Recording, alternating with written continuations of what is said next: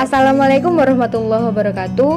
Apa kabar adik-adik semua? Semoga senantiasa selalu diberikan kesehatan dan tetap semangat dalam menjalani aktivitas di tengah pandemi seperti ini. Video pembelajaran kali ini adalah mengenai gaya dan gerak.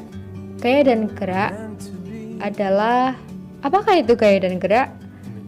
Nah, untuk mengetahui lebih lanjut, marilah kita simak video berikut ini.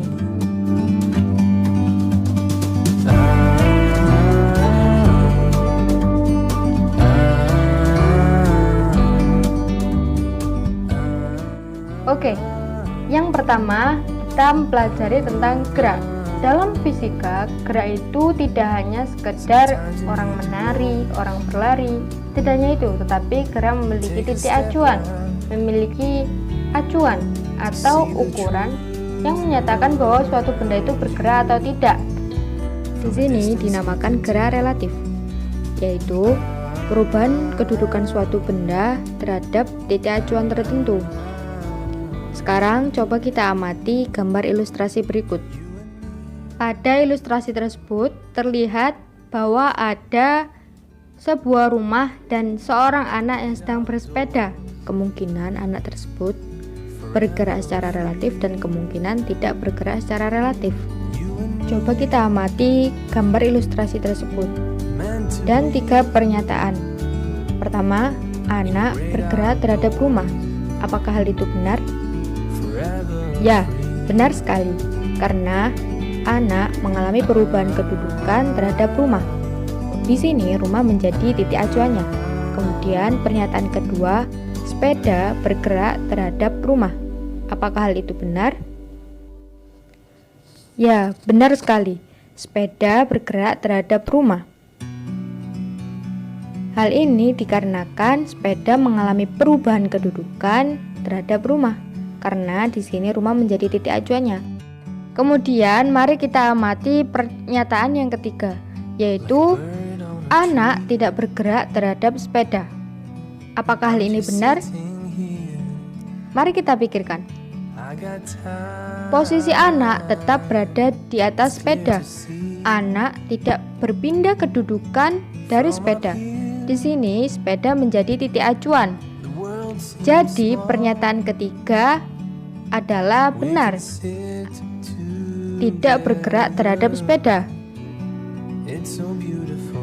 Jadi ketika titik acuannya adalah sebuah rumah, anak bergerak terhadap rumah dan sepeda bergerak terhadap rumah. Namun ketika titik acuannya adalah sepeda, anak tidak bergerak terhadap sepeda. Oke, dari sini kita jadi lebih paham kan apa itu gerak relatif, yaitu perubahan kedudukan suatu benda terhadap titik acuan tertentu.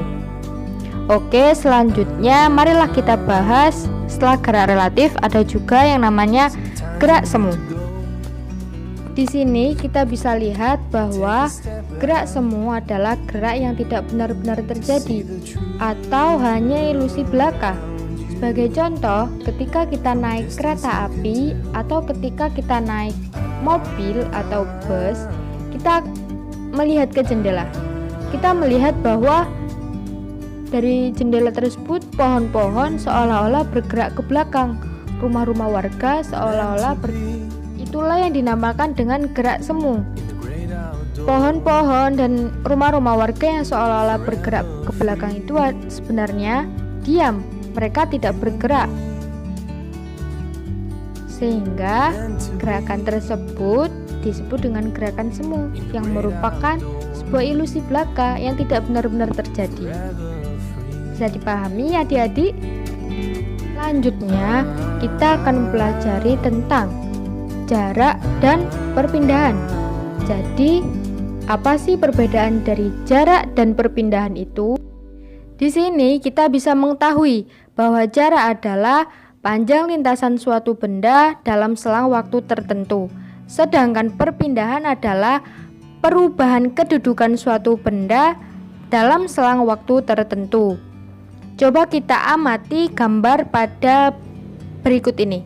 yaitu ada seorang anak yang bersepeda yang akan menuju ke titik C.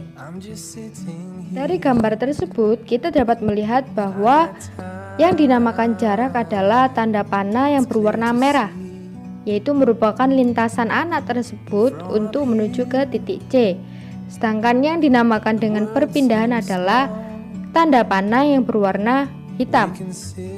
Jadi jarak anak tersebut adalah dari A ke B ke C, yang merupakan panjang lintasannya. Dari gambar tersebut, kita dapat melihat bahwa yang dinamakan jarak adalah tanda panah yang berwarna merah, yaitu merupakan lintasan anak tersebut untuk menuju ke titik C. Sedangkan yang dinamakan dengan perpindahan adalah tanda panah yang berwarna hitam. Jadi jarak anak tersebut adalah dari A ke B ke C, yang merupakan panjang lintasannya. Perpindahan anak tersebut adalah A ke C, seperti itu. Atau biasanya perpindahan juga disebut sebagai jarak terpendek antara titik awal dengan titik akhir. Selanjutnya, mari kita pahami mengenai jarak dan perpindahan. Di sini terdapat pertanyaan, yaitu berapakah jarak A ke C? Dari penjelasan tadi kita dapat menjawab bahwa jarak dari A ke C adalah panjang lintasan A ke B ditambah panjang lintasan B ke C, yaitu 4 ditambah 3 yang merupakan 7 meter.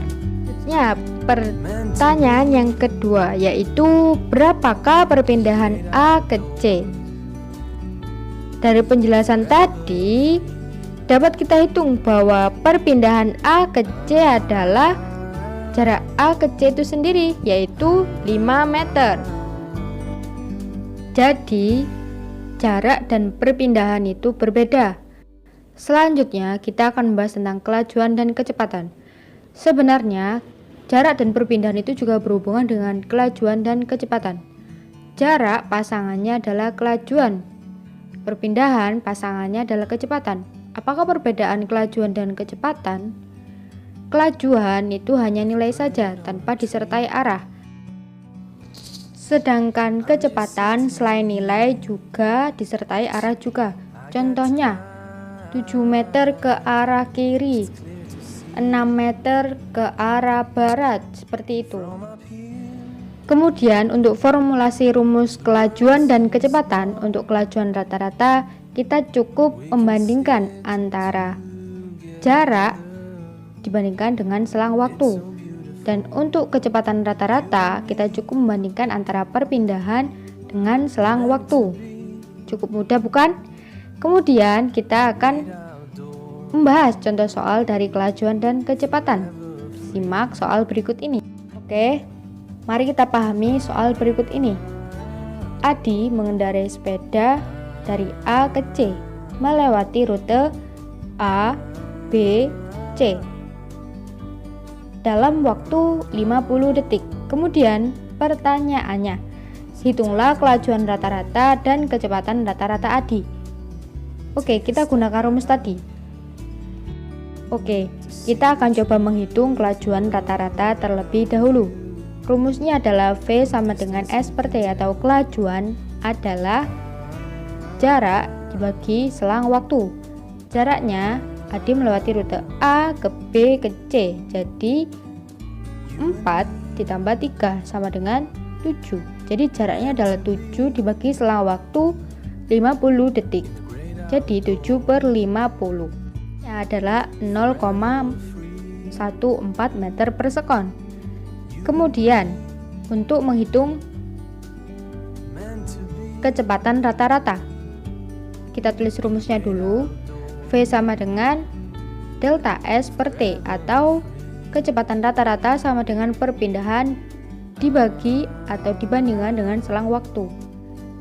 Jadi perpindahannya adalah dari A ke C, yaitu 5 meter. Kemudian dibandingkan atau dibagi dengan selang waktu, yaitu 50 detik. Sehingga didapatkan kecepatan rata-ratanya adalah 0,1 meter per sekon. Karena ini kecepatan, maka harus ditambahi ke arah C, seperti itu.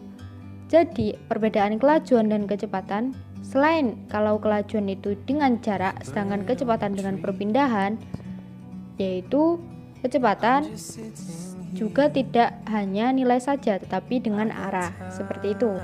Oke adik-adik, setelah kita belajar mengenai kecepatan dan kelajuan, kita akan belajar tentang gaya dan pengaruh gaya. Apa itu gaya? Ya, benar sekali, gaya adalah tarikan atau dorongan. Apakah hanya itu? Apakah cukup itu? Tentu saja tidak. Selain itu, yang disebut gaya itu adalah juga tentang tendangan, kayuhan, pukulan, atau apapun yang menyebabkan suatu benda itu berubah bentuk atau berhenti ataupun bergerak, seperti itu. Kemudian kita coba cermati mengenai pengaruh gaya. Apa saja sih pengaruh gaya itu? Dalam ilustrasi tersebut digambarkan adalah seseorang bapak-bapak yang sedang membuat gerabah atau alat-alat ataupun kerajinan.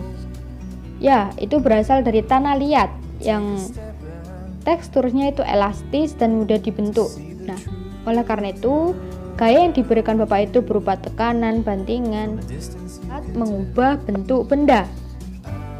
Kemudian ada lagi, gaya dapat mengubah benda yang diam menjadi bergerak. Contohnya, bola yang sedang diam tiba-tiba kamu tendang.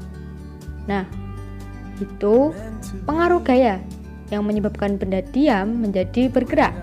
Contohnya ada lagi, bola yang bergerak ke kanan ke arahmu, kemudian kamu tendang ke arah kiri. Nah, gaya itu bisa merubah arah gerak benda, seperti itu. Nah, itulah gaya dan pengaruh gaya. Selanjutnya, setelah kita mengetahui tentang gaya dan pengaruhnya, kita tentu harus mengetahui tentang resultan gaya. Mari kita coba perhatikan ilustrasi tersebut. Pada gambar tersebut terdapat 3 orang anak yang sedang mendorong satu meja. Kemudian ada 1 orang anak yang mendorong satu meja. Bagaimana menurut adik-adik semua jika kita mendorong satu meja dengan teman-teman kita atau kita mendorong meja sendirian? Pasti akan lebih mudah dengan teman-teman kita, bukan? Gaya yang bekerja dengan arah yang sama akan saling menguatkan. Dalam rumusnya atau formulasinya itu dijumlahkan atau menjadi penjumlahan. Sedangkan pada tarik tambang atau lomba tarik tambang yang biasanya diadakan pada tanggal 17 Agustus, yaitu Hari Kemerdekaan Indonesia, orang-orang menarik tambang dengan arah yang berlawanan untuk memenangkan. Nah, dari contoh tarik tambang itu kita bisa lihat bahwa gaya yang bekerja dengan arah yang berlawan maka akan saling melemahkan. Jadi formulasinya atau rumusnya itu adalah pengurangan atau selisih. Jadi di sini kita ketahui bahwa gaya yang bekerja dengan arah yang sama maka gaya tersebut akan saling menguatkan. Jadi rumusnya nanti akan dijumlahkan. Sedangkan gaya yang bekerja dengan arah yang berlawanan maka akan saling melemahkan. Jadi rumusnya nanti akan dikurangkan. Seperti itu. Itulah resultan gaya. Nah, selanjutnya kita membahas tentang hukum Newton. Hukum Newton itu membahas tentang gerak. Pertama, kita membahas tentang hukum Newton 1. Hukum Newton 1 menjelaskan bahwa sifat benda yang cenderung mempertahankan keadaan. Hukum Newton 1 menjelaskan tentang sifat benda yang cenderung mempertahankan keadaannya atau kelembamannya. Sebagai contoh pada ilustrasi berikut ini.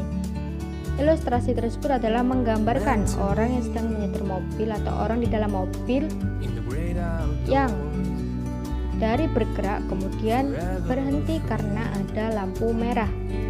Ketika mobil berhenti, maka tubuh orang yang di dalam mobil itu akan seketika refleks ke depan. Hal ini dikarenakan